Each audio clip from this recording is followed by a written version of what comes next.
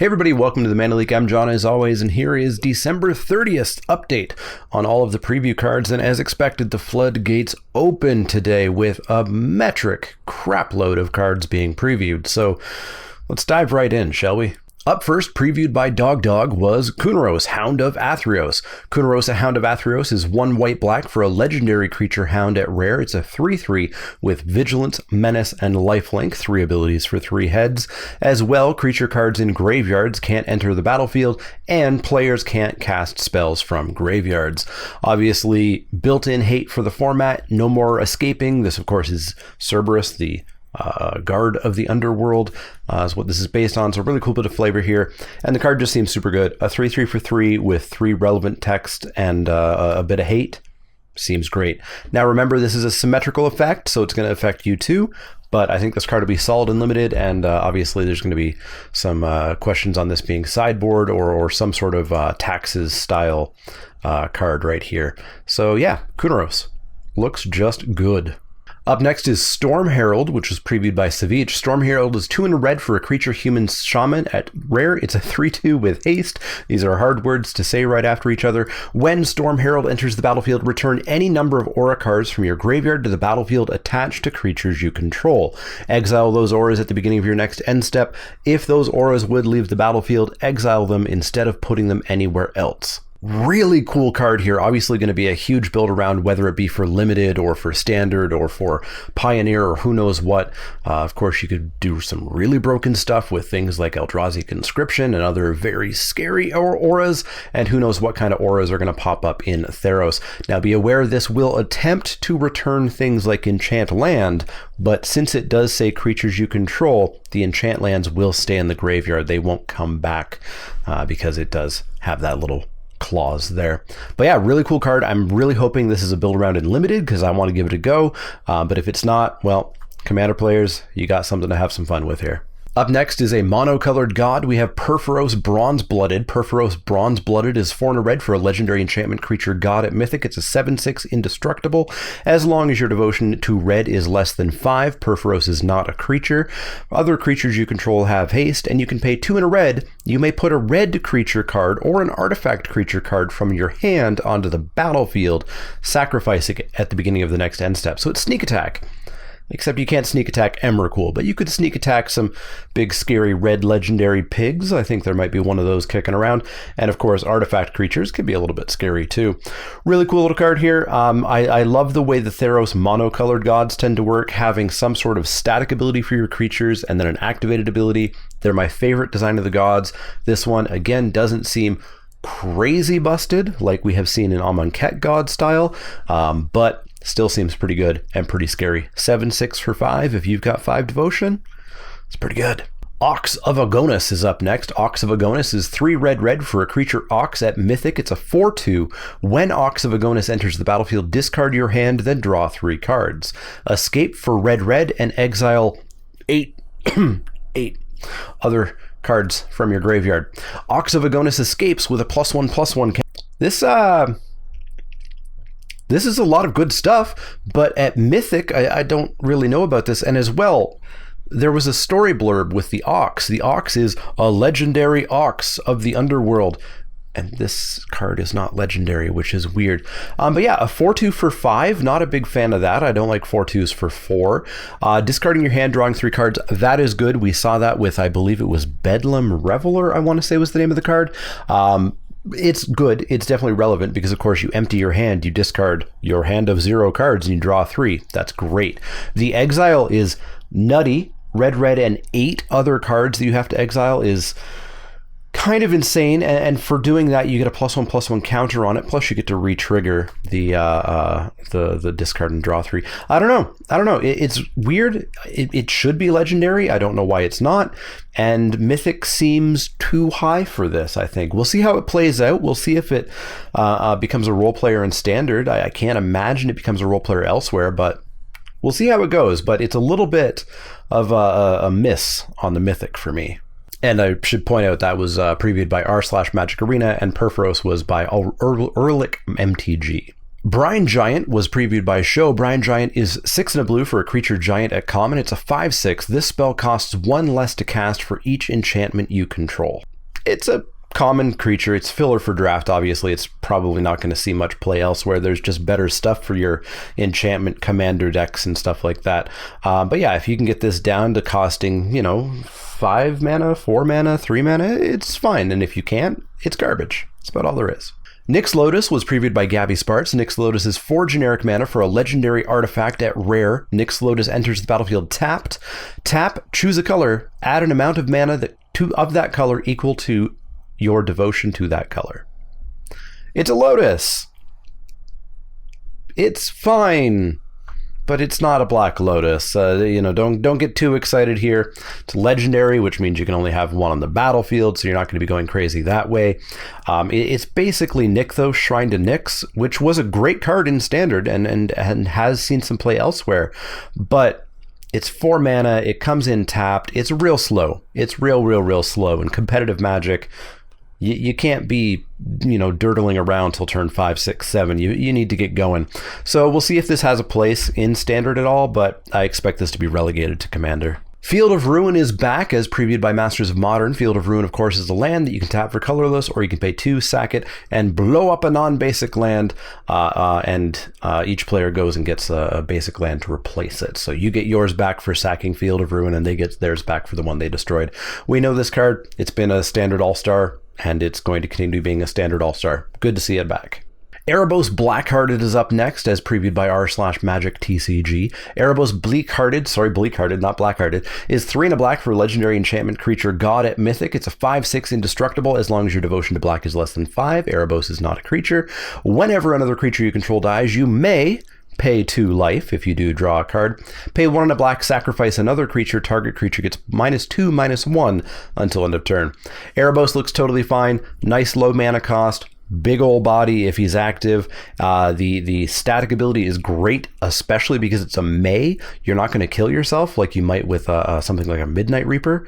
I think it's Midnight Reaper. Or some other must pay life and draw a card thing. And I don't know about the activated ability quite as much. Sacking a creature for -2/-1.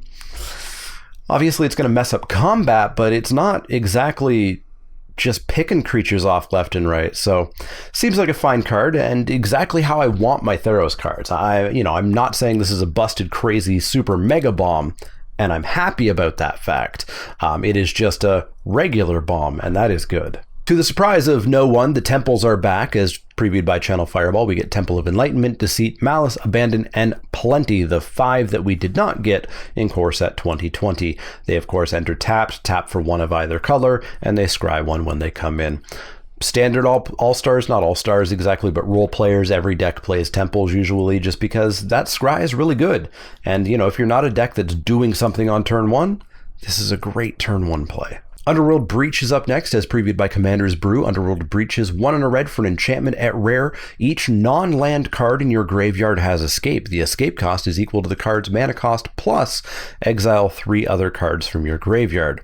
At the beginning of the end step, sacrifice Underworld Breach. This is real interesting, and I haven't started my set review notes yet, and boy do I ever need to do that.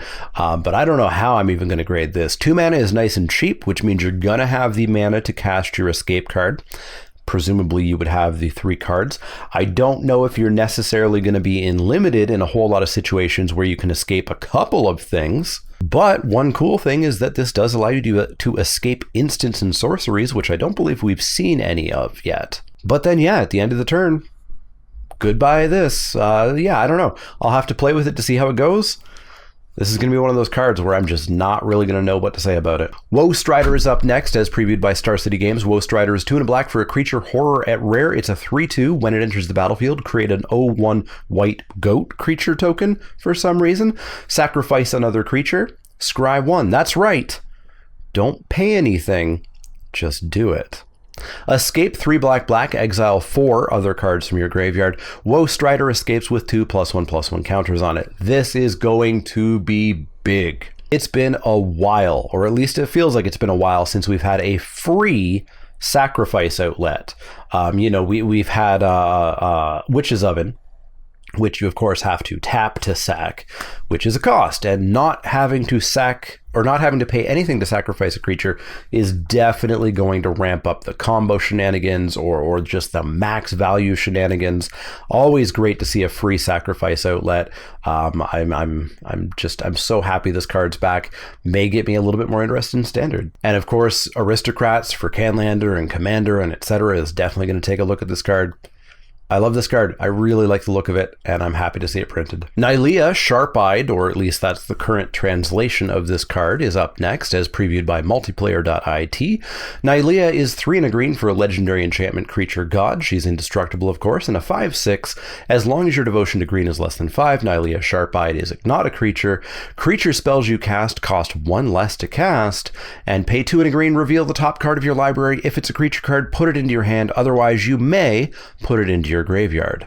Neela seems quite good, exactly what a green deck wants. 4 mana for essentially a ramper, because she will ramp all of your creature spells. Of course, she won't be ramping your fight spells or enchantments or stuff, but she's going to ramp a chunk of your deck, I would imagine. And then whenever you have mana to spend, multiple times a turn if you want to or can, you just get to potentially draw a card or do a sort of surveil of throwing that card away if you don't want it, or if it would be better served in your graveyard.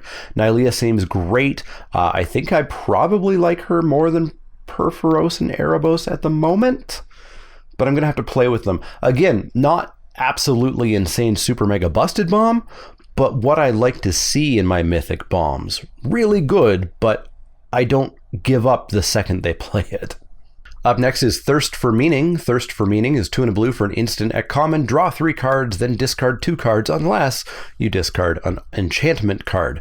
Of course, this is like Thirst for Knowledge, which was every word you see here except artifact instead of enchantment. This card's super solid. I can tell you that right now, based on my experience with Thirst for Knowledge.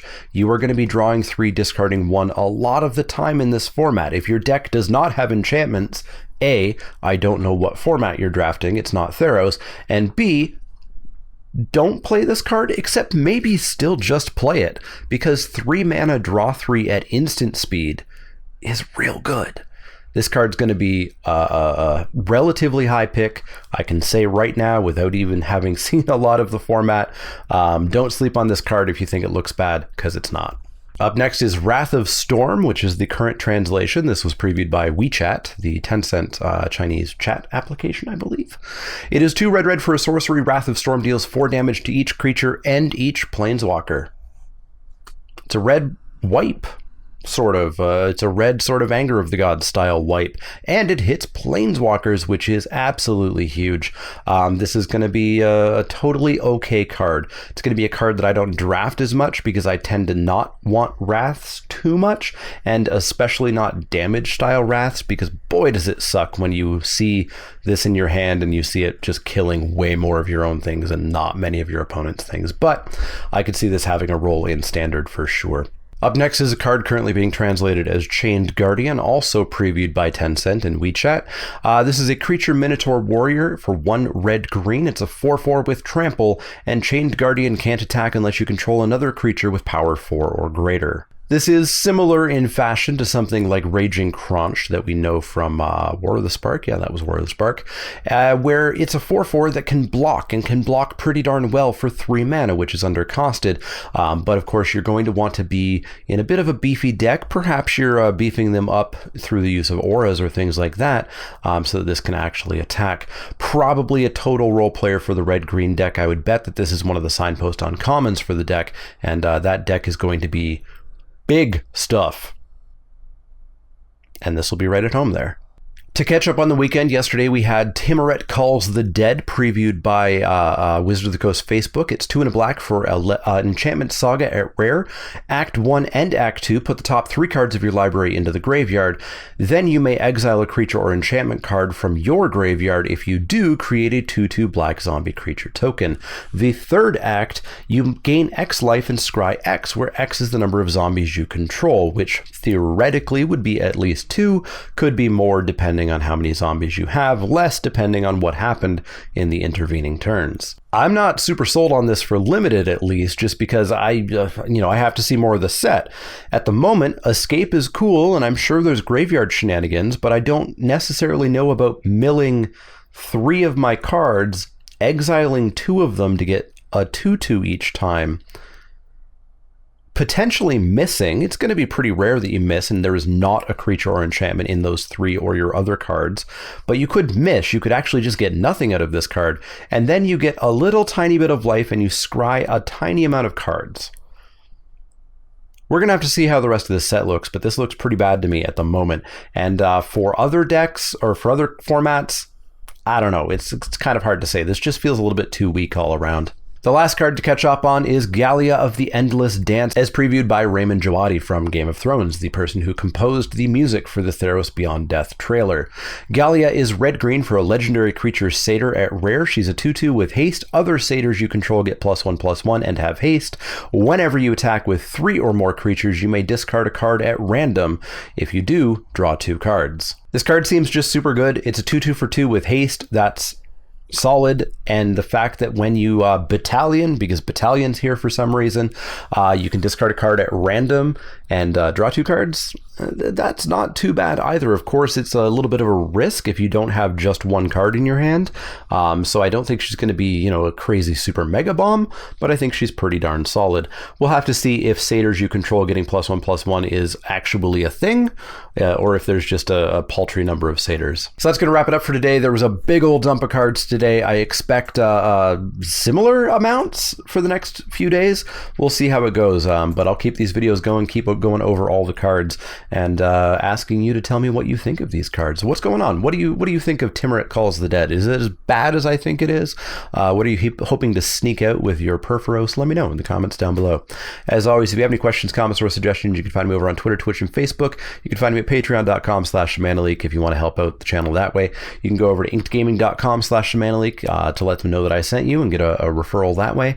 And of course, the easiest way is like, share, subscribe. As always, if you do have any questions, comments, or suggestions, let me know. Otherwise, see y'all next time.